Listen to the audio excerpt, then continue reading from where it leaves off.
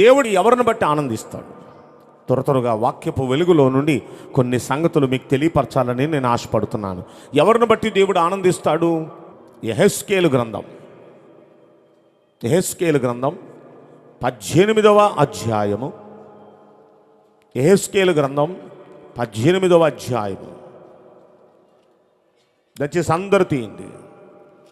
యెహెజ్కేలు గ్రంథం 18వ అధ్యాయము 23వ వచనం చదువుకుందామా? దుష్టులు మరణము నొందుట చేత నాకేమాత్రమైన సంతోషము కలుగునా? చూడండి, వారు తమ ప్రవర్తన దిద్దుకొని బ్రతుకుటయే నాకు సంతోషము. దుష్ట పనులు చేసేవారు వారు చేసే దుష్ట పనులు చేస్తూ చచ్చిపోతే ఆయనకి సంతోషమా? వాళ్ళను చంపేస్తే ఆయనకి సంతోషమా? ఆయనకి అది కాదు సంతోషం. దేవుడికి నిజమైన సంతోషం ఎప్పుడు? అయితే తమ ప్రవర్తనను వారు దిద్దుకొని బ్రతుకుచూ ఉంటే అప్పుడు పరలోకమందున్న తండ్రి మనల్ని బట్టి సంతోషిస్తాడు. కనుక యెహోవా మనల్ని బట్టి ఆనందించాలి. అయితే ఒక్కసారి ఇక్కడ చూడండి, మనల్ని బట్టి ఆనందించాలంటే మనం చేయాల్సిన మొదటి పని మన ప్రవర్తనను సరిదిద్దుకునే వారిగా మనం ఉండాలి. చెప్పాలి ఎలా ఉండాలి? ప్రవర్తనను సరిదిద్దుకునేవారిగా.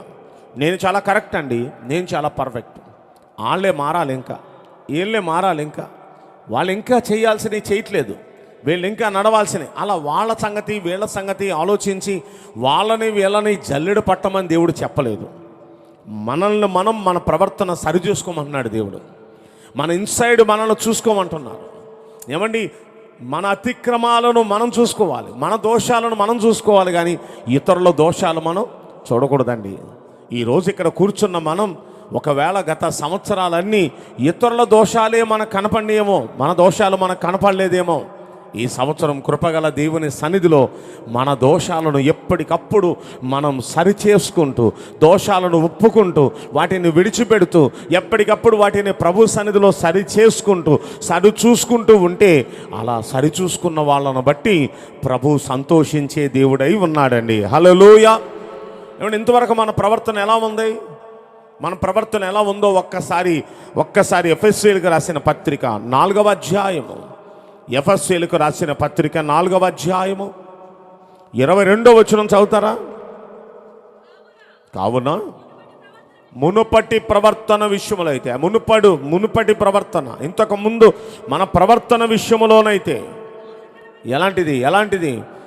దోషకరమైన, మోసకరమైన దురాశల వలన చెడిపోయే మన ప్రాచీన స్వభావం. చెప్పాలి, మన ప్రాచీన స్వభావం అంటే పాత స్వభావం ఎలాంటిది అండి?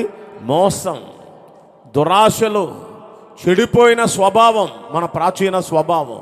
అలాంటి పాత స్వభావాన్ని వదులుకొని మీ చిత్త వృత్తి యందు, అంటే ఇష్టపూర్వకంగా నూతన పరచబడిన వారై, అంటే క్రొత్తగా మారి నీతియు యథార్థమైన భక్తియు గలవారై దేవుని పోలికగా సృష్టించబడిన నవీన స్వభావమును ధరించుకొనుడి. ఏ స్వభావం కావాలి మనకి? నవీన స్వభావం. అది కూడా ఎలాగా? నీతియు యథార్థమైన భక్తియు గలవారై. చెప్పండి ఎలాంటిది? నీతియు యథార్థమైన భక్తియు గలవారై దేవుని పోలికగా సృష్టించబడిన వారిగా మనం మారిపోవాలి, దేవుని పిల్లలుగా మనం మారిపోవాలి. కనుక మన పాత స్వభావం ఎలాంటిది? మోసకరమైనది, దురాశలతో నిండింది, మోసకరమైనది, దురాశలతో నిండినది, అది చెడ్డది. అలాంటి పాత స్వభావాన్ని మనం వదులుకొని మనం నిజంగా నూతన పరచబడిన వారై మనం ఏం చేయాలంట? నీతి యథార్థమైన భక్తి కలిగిన వారే దేవుని పోలికగా సృష్టించబడిన వారిగా మనం మారిపోతే మనల్ని బట్టి దేవుడు సంతోషిస్తాడు. ఆమేన్ చెప్పండి. అలా ఎవరు తమ ప్రవర్తనను సరిచేసుకుంటూ సరిదిద్దుకుంటూ ఉంటారో అలాంటి వారిని బట్టి ప్రభు పరలోకంలో ఆనందిస్తూ ఉంటాడు. ఆమేన్. అంటే ఓ మాటలో చెప్పాలంటే మన పాత రోత జీవితాన్ని మనం వదులుకోవాలి, క్రొత్త మనస్సు కలిగి మనం బ్రతకాలి. చెప్పాలి, ఏ జీవితం వదులుకోవాలి? పాత జీవితం, అది రోత జీవితం. అలాంటి రోతది మనం వదిలేసుకొని క్రొత్త జీవితం, క్రొత్త స్వభావం మనం ధరించుకోవాలి. ఏమంటే పాత జీవితం ఎలాంటిది? పేతురు రాసిన మొదటి పత్రికలో అక్కడ ఇంకా అంటాడు చూడండి. మొదటి పేతురు పత్రిక 4వ అధ్యాయము, మొదటి పేతురు పత్రిక 4వ అధ్యాయం ఒక్కసారి దయచేసి చూడండి. పేతురు రాసిన మొదటి పత్రిక 4వ అధ్యాయము, ఈ 4వ అధ్యాయములో 3వ వచనం ఒక్కసారి చదువుదామా. మనం పోకిరీ చేష్టలు, దురాశలు, మద్యపానం, అల్లరితో కూడిన ఆట పాటలు, త్రాగుబోతుల విందులు, చేయదగని విగ్రహ పూజలు మొదలైన వాటి అందు నడుచుకొనుచు మనుష్యుల అన్యుల ఇష్టాన్ని నెరవేర్చుటకు గతించిపోయిన చాలమే చాలు. పోకిరి చేష్టలు చేశాం, దురాశలతో నడిచాం, మద్యపానంతో నడిచాం, అల్లరితో కూడిన ఆట పాట. అల్లరితో కూడిన ఆట పాట అంటే అదే సినిమాలు, అదే సీరియల్లో, ఇవి అల్లరితో కూడిన ఆట పాట. ఇంకా జబర్దస్త్ ఇలాంటివి కొన్ని ఉన్నాయి కదా, ఇవన్నీ అల్లరితో కూడిన ఇలాంటి ఆట పాట గతించిపోయిన కాలంలో చేశాం. అలాంటి వాటిని వదిలిపెట్టేద్దామండి. ఇలాంటివన్నీ చేయటానికి గతించిపోయిన కాలమే చాలు, గతించిపోయిన కాలమే చాలు. ఇప్పుడు క్రొత్త సంవత్సరం దేవుడు మనకిచ్చాడు. ఈ సంవత్సరంలో మన జీవితంలో పాలు తేనెలు వలకాలంటే అలాంటివి వదిలేద్దామండి, అలాంటివి మానేసుకుందామండి, అలాంటివి మనం అలాంటివి వదిలేసుకొని మనం నూతన పరచబడిన వారై మనం నవీన స్వభావాన్ని మనం ధరించుకుందాం. ఆమేన్ చెప్పండి. అంటే పాత జీవితాన్ని వదులుకొని నూతన జీవితాన్ని ఆరంభిద్దాం. ఆమేన్. నేను ఎప్పుడు అనేది ఏంటంటే, పాత ఆకులు రాలితే కానీ క్రొత్త చిగురు బయటికి రాదు. అవునంటారా కాదంటారా? ఏమంటే ఏ చెట్టుకైనా సరే పాత ఆకులు ఏమవ్వాలి? రాలిపోవాలి. ఆ పాత ఆకులు రాలిపోతే క్రొత్త చిగురు మరలా బయటకు వస్తుందండి.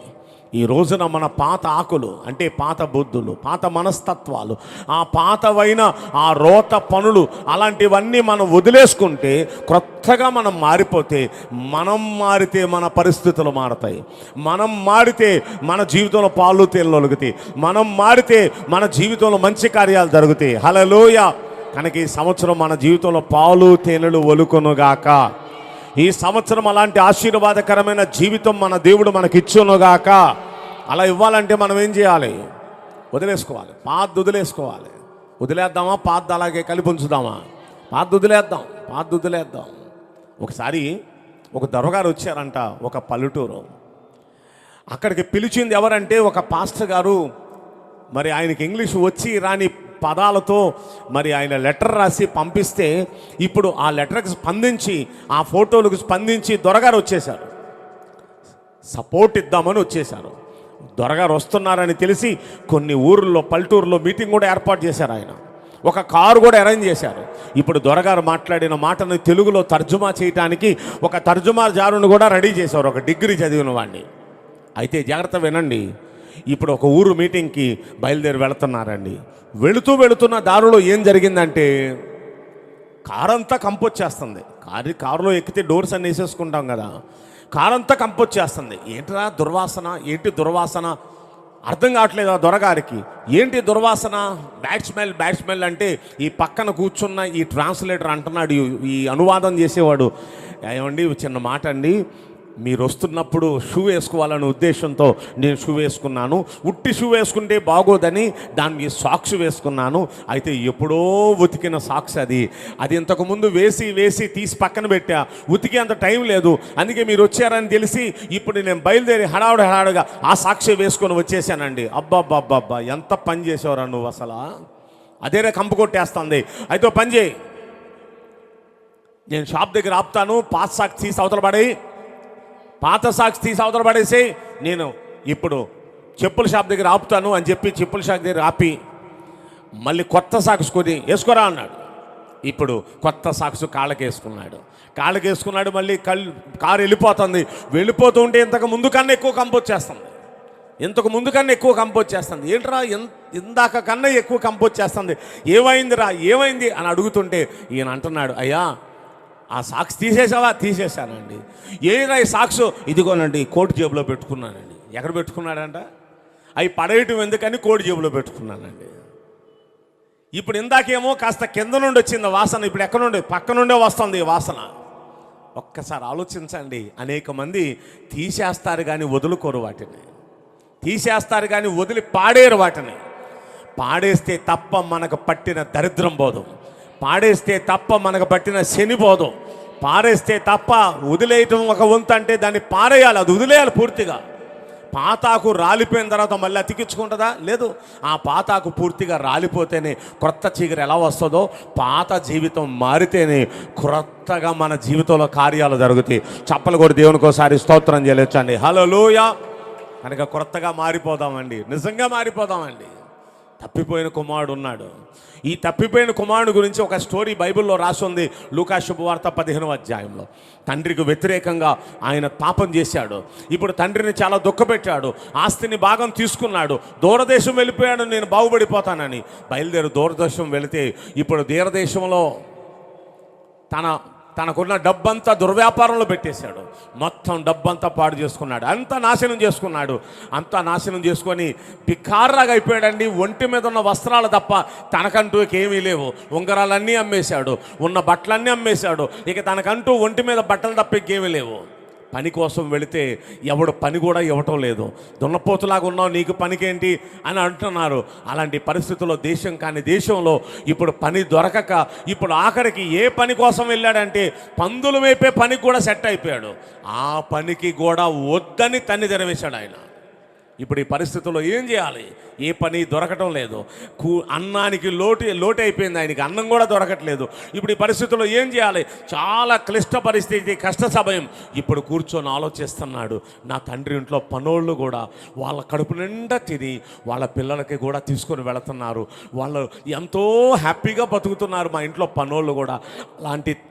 అలాంటి తండ్రికి కొడుకునే ఉండి నేనెందుకు ఇలాంటి కష్టాలు అనిపిస్తున్నాడు? కారణం నా పాపాలే కదా, నా తండ్రిని దుఃఖపెట్టి నేను వచ్చేసాను, ఇది నా మీదే అయితే కదా అని పశ్చాత్తాపడ్డాడు. ఒక్కసారి ప్రవర్తన దిద్దుకున్నాడు. వాళ్ళ కాళ్ళు కాదు, నా తండ్రి దగ్గరికి వెళ్ళిపోతా, నా తండ్రి కాళ్ళే పట్టుకుంటా. తండ్రి, నేను నీకు విరోధంగా, అటు పరలోకమందున్న తండ్రికి విరోధంగా నేను పాపం చేశాను. నీ కొడుకుని అనిపించుకునే అర్హత నాకు లేదు తండ్రి. నీ కూలి వాళ్ళు ఒకటిగా చేర్చుకొని వాడికి ఇచ్చే బత్తు నాకు ఇయ్యి, వాడికి ఇచ్చే అన్నం నాకు ఇయ్యి అని నేను కోరుకుంటానని మనసు ప్రవర్తన సరిదిద్దుకొని మనసు మార్చుకొని ఇప్పుడు తండ్రి దగ్గరికి వస్తున్నాడు. తండ్రి దగ్గరికి వస్తుంటే దూరం నుండి చూచాడు, వచ్చే కొడుకుని దూరం నుండి చూచిన తండ్రి ఆ చూడగానే బికారిలాగా ఉన్నవాడిని గుర్తుపట్టాడు. ఈడెవడో కాదు, నా కొడుకే అని పరుగున పైనుండి కిందకి దిగాడు. పరుగున వెళ్ళాడు, కౌగిలించుకున్నాడు, ముద్దు పెట్టుకున్నాడు. ఇప్పుడు తీసుకుని వచ్చాడు. అతనికి క్రాఫ్ట్ చేయించాడు, గడ్డం గీయించాడు, మొత్తం స్నానం చేయించాడు, కొత్త బట్టలు తొడిగించాడు, కొత్త చెప్పులు తొడిగించాడు, పెద్ద విందును ఏర్పాటు చేశాడు. ఆ విందు ఏమంటాడో చెప్పనా? ఈ నా కుమారుడు చచ్చిపోయి మళ్ళీ బ్రతికాడు, తప్పిపోయిన నా కుమారుడు తిరిగి వచ్చాడు, నాతో కలిసి సంతోషించండి అంటూ ఊరు భోజనాలు పెట్టాడండి. ఎంత ఆనందం ఆ తండ్రికి, ఎంత ఆనందం. ఇప్పుడు చూడండి, కూలోడు స్థానం ఇచ్చాడా, కొడుకు స్థానం ఇచ్చాడా? కొడుకు చేసిన పనేంటి? లోపల పశ్చాత్తాపం, లోన పరివర్తన, లోన మారాడు, ప్రవర్తన సరిదిద్దుకున్నాడు, తండ్రి చెంతకు వచ్చాడు. మనం తండ్రికి వ్యతిరేకంగా ఎన్నో చేశాం, తండ్రిని ఎంతో దుఃఖపెట్టాం, తండ్రిని ఎంతో ఆయాస పెట్టాం, బాధ పెట్టాం. మనం బాధపడుతూ వచ్చాం. గత సంవత్సరాల్లో ఆయన్ని బాధ పెడుతూ వచ్చాం, మనం బాధపడుతూ వచ్చాం. అవునంటారా కాదంటారా? ఆయన బాధ పెట్టాం, మనం బాధపడ్డాం. ఈ సంవత్సరం అలా వద్దు, ఆయన సంతోషపెడదాం, మనం సంతోషపడదాం. చెప్పండి, ఆయన సంతోషపెడదాం, మనం సంతోషపడదాం. ఇప్పుడు అంటున్నాడు, ఆయన సంతోషించాలంటే అదే లూకా శుభవార్త 15వ అధ్యాయంలో 7వ వచనంలో అంటాడు, అటువలనే మారు మనసు అక్కరలేని 99 మంది నీతిమంతుల విషయమై కలుగు సంతోషము కంటే మారు మనసు పొందు ఒక్క పాపి విషయమై పరలోకమందు ఎక్కువ సంతోషం కలుగును. 10వ వచనం అంటాడు, పరలోకంలో ఎక్కువ సంతోషం ఎవరితో అంటే దూతలతో కూడా అంటాడు. ఆయన దూతలతో కూడా సెలబ్రేట్ చేసుకుంటాడు అంటే ఎక్కువ సంతోషంగా సెలబ్రేట్ చేసుకున్నాడు. ఎప్పుడు? ఇక్కడ మనం మారామని చెప్పుకుంటున్నాం, బాప్తిస్మం పొందామని చెప్పుకుంటున్నాం, బల్లారథంలో పాల్గొంటున్నాం అని చెప్పుకుంటున్నాం, ఉపవాసాలు ఉంటున్నాం, కానుకలు ఇస్తున్నాం, అన్నీ బాగున్నాయి. నేను అంటున్నాను, మారామనే పేరుకే కానీ నిజంగా మారామా? పేరుకు మాత్రం బాప్తిస్మం పొందాం, నిజంగా మారామా? మన పద్ధతులు మారినయా, మన బుద్ధులు మారినయా, మన తత్వం మారిందా, మన మనస్సు మారిందా? మారని మనల్ని బట్టి ఎప్పుడు దుఃఖపడుతున్నాడండి. ఆయన దుఃఖపడుతున్నాడు కాబట్టి భూమి మీద మనం కూడా దుఃఖపడుతున్నాం. ఆయన్ని సంతోషపెడితే భూమి మీద మనల్ని కూడా దేవుడు అదే అంటాడు, ఆయన మనల్ని బట్టి ఆనందిస్తే నిశ్చయంగా, ఆయన మనల్ని బట్టి ఆనందిస్తే నిశ్చయంగా మన జీవితంలో పాలు తొనెలు ఒలికే సంవత్సరంగా ఈ సంవత్సరాన్ని మారుస్తాడు. చప్పలు కొట్టి దేవునికి ఒకసారి స్తోత్రం చెల్లించండి. హల్లెలూయా.